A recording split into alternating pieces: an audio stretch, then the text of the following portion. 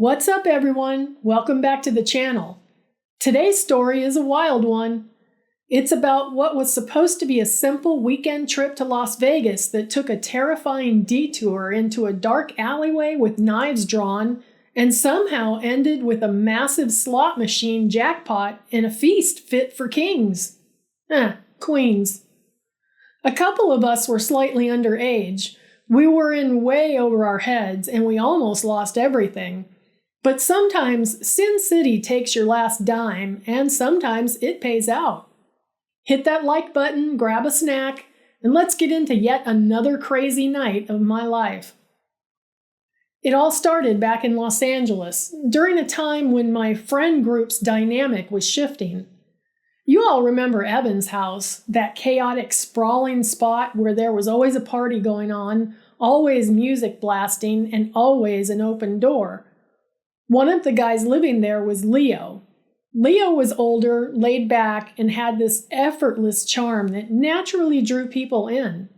One of my best friends, Maya, started spending a lot of time over at Evan's place, and it wasn't long before she and Leo sparked up a connection. What started as casual flirting over pool and cheap beers quickly morphed into something serious. They were suddenly inseparable. Wherever Leo was, Maya was right there beside him. A few months into their relationship, they decided they needed a break from the LA scene. They wanted to take a weekend trip to Las Vegas. But instead of making it a strictly couples-only retreat, they asked if I wanted to tag along. Now, normally being the third wheel on a romantic weekend sounds like a nightmare, but Maya and I were tight, and Leo was just a genuinely good dude who never made me feel like an anchor. Plus, it was Vegas. Even though Maya and I were still slightly underage, I was absolutely down for the adventure. We packed up Leo's car on a Friday afternoon, aiming to beat the worst of the Los Angeles traffic, though anyone who has driven on the I-15 North knows that beating traffic is a relative term. The drive from LA to Vegas is a 6-hour journey that feels like a transition between two completely different planets. For the first couple of hours, you're just battling the gridlock, weaving through the Inland Empire, staring at brake lights as you slowly climb the Cajon Pass. But once you break through the mountains and hit the high desert near Victorville and Barstow, the world opens up. The concrete jungle fades away and is replaced by endless stretches of the Mojave Desert. We had the windows cracked, a curated playlist of hard rock blasting through the speakers, and the kind of buzzing anticipation that only comes from a road trip with good friends. As the hours ticked by, the sun began to set behind us, painting the desert sky in outrageous shades of crushed violet, deep magenta, and fiery orange. The Joshua trees turned into stark, twisted silhouettes against the horizon. And then the darkness fell. The desert at night is pitch black, an absolute void. But as you keep driving, staring down that long, seemingly endless strip of highway, you start to see it. Long before you can make out the shapes of the buildings, you see the glow. It starts as a faint, hazy halo of neon light just hovering over the horizon, like a localized sunrise in the middle of the night. The closer you get, the larger and brighter the glow becomes, piercing through the dark. The anticipation in the car was electric. We were laughing, sharing stories, and watching as that glow slowly materialized into the towering, glittering oasis of the Las Vegas Strip. Arriving in Las Vegas is a sensory overload. The sheer scale of the architecture, the blinding LED billboards, the flashing lights, and the variety of people, it's designed to make you feel small but invincible at the same time. Leo, being of legal age, was the one who booked the hotel room and handled the check-in. Maya and I hung back in the lobby, trying to look as inconspicuous and mature as two young women standing in a high-roller lobby could possibly look. Once we dumped the bags in our room, the real challenge began. The golden rule of Vegas for anyone under 21 is simple. You have to keep moving. The moment you stop to watch a game, the moment you linger near a slot machine or hang around the craps table, security will spot you. They have a sixth sense for young people. So our Friday night consisted of a highly coordinated game of casino hopping. We would walk into a massive resort, instantly hit by the blast of aggressively air-conditioned, oxygen-rich air that smelled faintly of vanilla and stale tobacco. The noise was incredible, a chaotic symphony of bells ringing, coins clattering, electronic jingles, and the low roar of thousands of conversations. We moved like sharks. We walked briskly through the lush, incredibly intricate carpets of the casino floors, acting like we were on our way to the very important dinner reservation or a show.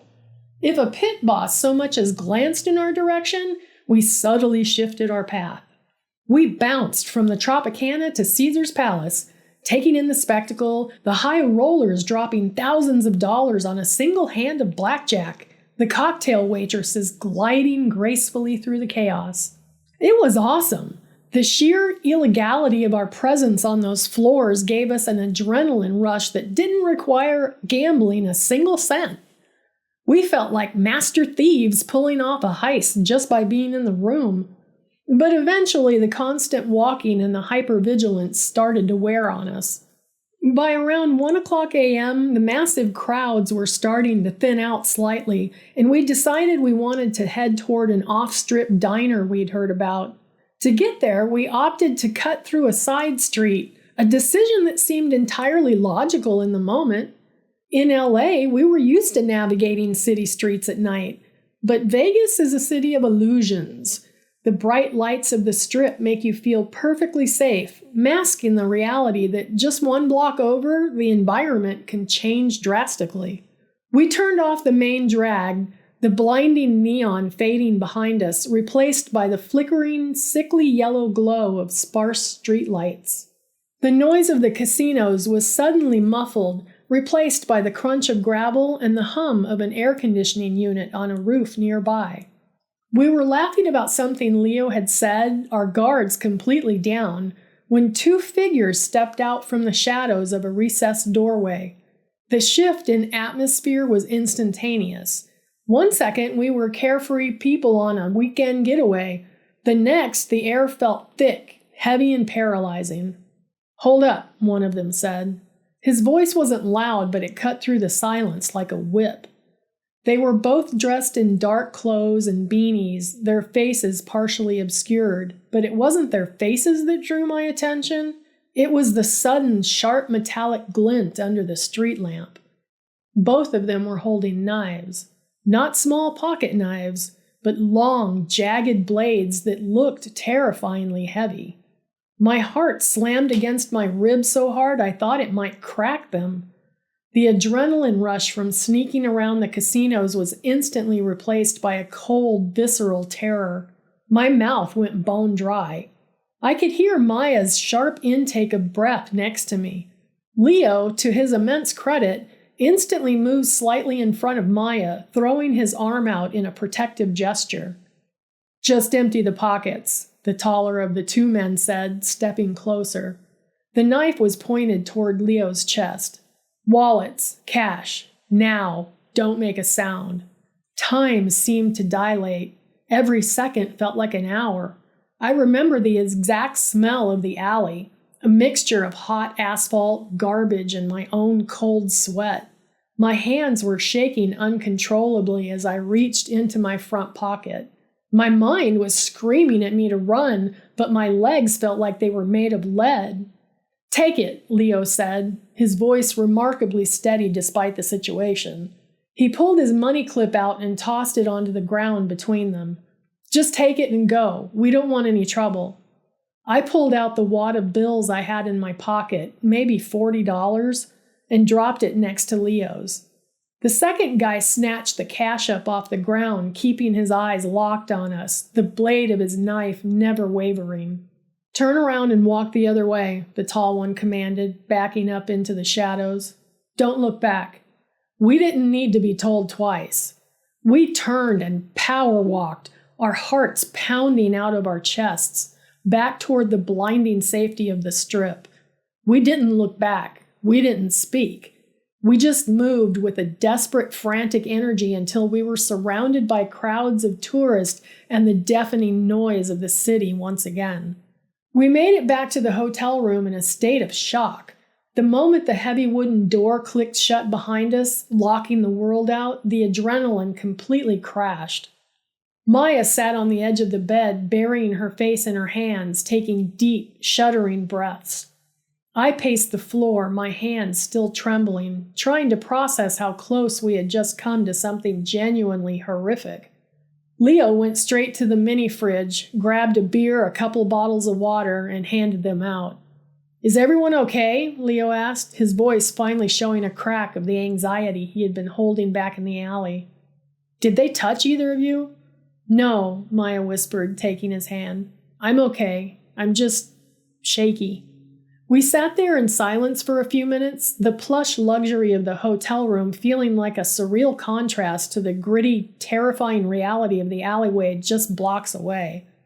Leo reached into his duffel bag and pulled out a small, pre-rolled joint he had brought from LA.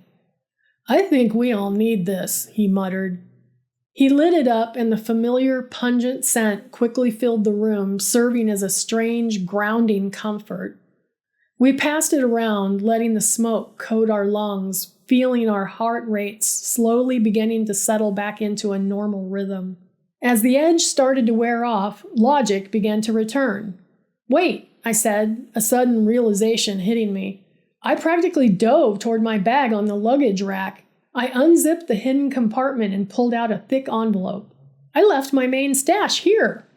Leo's eyes widened, and he immediately scrambled to the room's small safe. He punched in the code, the electronic lock chimed, and he pulled out his own stack of bills. A collective sigh of absolute relief washed over the room. In our excitement to hit the strip, we had only taken our walking around money, a couple of $20 bills and some change. The vast majority of our weekend budget was still sitting safely in the room. The robbers had risked armed robbery charges for less than $100 combined. Suddenly, the sheer absurdity of the situation hit us. We looked at each other, the fear slowly being replaced by a defiant kind of humor. "Those idiots," Leo laughed, running a hand through his hair. "They got absolute pocket change." "Are we going to let a couple of guys with bad timing ruin our Vegas trip?" Maya asked, a small smile finally breaking through her nervous expression. "No way," I said, feeling the energy in the room shift completely. "We survived an armed robbery. We've still got our money. We have to go back down." With our nerves settled, our bankrolls replenished, and a slight buzz, we decided to brave the casino floor of our own hotel. We promised to stay out of the dark alleys and stick strictly to well-lit, heavily surveillanced areas. It was pushing 3 a.m. now. The energy in the casino was different, more subdued, populated by the diehards, the late-night wanderers, and the bleary-eyed tourists. We resumed our walking strategy, looping past the high-stakes tables and the endless rows of glowing machines. We found ourselves in an older section of the casino floor near a bank of retro slot machines. Unlike the sleek, modern video screens taking over the rest of the floors, these machines still took physical quarters. I had a handful of quarters left over from a rest stop vending machine sitting heavily in my pocket. I looked around. There were no pit bosses in immediate sight. The nearest security guard was facing the other way, chatting with a bartender. "Walk slow," Leo murmured. "I'll keep watch." I didn't even sit down. I just walked in slow motion by the side of a worn-out machine, dropped 3 quarters into the slot, and pulled the heavy mechanical lever on the side. The reel spun with a satisfying, clunky mechanical whir. Clack, clack, clack. The first reel stopped on a red 7. The second reel stopped on a red 7. My breath hitched. The third reel seemed to spin forever before snapping into place with a definitive thunk. A red 7. For a split second, there was absolute silence. I stared at the glass, trying to comprehend the pay line. And then the machine erupted. It wasn't a subtle digital chime. It was a chaotic, deafening explosion of ringing bells, flashing strobe lights, and a blaring siren that sounded like a fire alarm. The machine locked up, and a massive neon light on top of it began spinning, illuminating the entire section of the floor. Jackpot! Panic instantly replaced excitement. I was underage. If security asked for my ID, not only would they confiscate the winnings, but we would be thrown out of the hotel immediately. Move, Leo hissed, grabbing me by the shoulder. In one fluid motion, Leo shoved me away from the machine and slid himself into the leather stool directly in front of it. Maya and I immediately backed away, putting a solid 20 feet between us and the ringing machine, pretending to be utterly engrossed in an advertisement for some singer's residency on a nearby pillar. Within seconds, a casino attendant in a sharp vest hurried over, followed closely by a security guard. My heart was pounding just as hard as it had in the alleyway, but for an entirely different reason. We watched from a distance as the attendant spoke to Leo. Leo played the part perfectly. He leaned back in the chair, a calm, bemused smile on his face, handing over his completely legal 22-year-old driver's license. Maya and I held our breath. If they checked the security cameras to see who actually pulled the lever, we were doomed. But it was 3:00 a.m., and the payout, while massive to us, wasn't in the millions that required federal tax forms and investigations, and Leo looked exactly like the kind of guy who would be casually playing slots in the early morning hours. The attendant nodded, smiled, and handed Leo's ID back. After a few minutes of paperwork and radio calls, the attendant reached into a thick leather pouch and began counting out $100 bills directly into Leo's hand. 1, 2, 3, 4, 5, 6, 7, 8, 9, 10! A clean $1,000 from 75 cents. Leo tipped the attendant a 20, shoved the massive wad of cash into his pocket, and casually strolled away from the machine. Maya and I maintained our distance until we rounded a corner into a quiet hallway leading toward the restaurants. The moment we were out of sight, Leo pulled out the cash, his eyes wide. "You've got to be kidding me!" he whisper-yelled. Maya jumped on him, hugging him tightly, and the three of us practically danced down the hallway. The adrenaline from the robbery had completely transmuted into pure, unadulterated euphoria. We had beaten the odds. We had beaten the house. It was nearly 4:00 a.m., but Vegas is a city that never sleeps. With a fresh $1,000 burning a hole in my pocket, there was only one logical thing to do. We are going to the nicest place open right now, and I am buying, I announced. We found a 24-hour high-end steakhouse nestled within the casino. We walked in smelling faintly of weed, still vibrating with nervous energy, and requested a booth. The waiter probably thought we were insane, but cash speaks loudly in Vegas. We ordered like absolute royalty. Massive, sizzling ribeye steaks cooked perfectly medium rare, decadent sides of truffled lobster mac and cheese, towering plates of crispy onion rings, loaded baked potatoes the size of footballs, and towering slices of cheesecake for dessert. Sitting in that plush leather booth, tearing into an incredibly expensive steak, I looked at Maya and Leo. Just 3 hours prior, we were backed into a filthy alleyway, staring down the blades of 2 knives, absolutely convinced our night, or worse, our lives, was over. And now here we were, safe, victorious, and eating a feast paid for entirely by the casino. It was the ultimate roller coaster of emotions. "To Vegas," Leo said, raising his glass of beer, a massive grin on his face. "To Vegas," Maya and I echoed, clinking our glasses against his.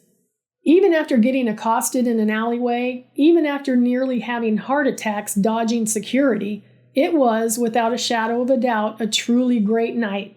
It was a story of survival, of ridiculous luck, and of the unbreakable bond you form with friends when you go through absolute madness and come out the other side smiling. If you or someone you know has been the victim of an armed robbery, mugging, or has experienced a traumatic event, please know that you are not alone, and it is entirely normal to feel lasting anxiety, fear, or stress afterwards. Seeking help is a vital step in processing the trauma. Please see the description of this video for resources in the United States. And please remember to always prioritize your safety. In the event of a robbery, hand over your belongings. Money and items can be replaced, but your life cannot.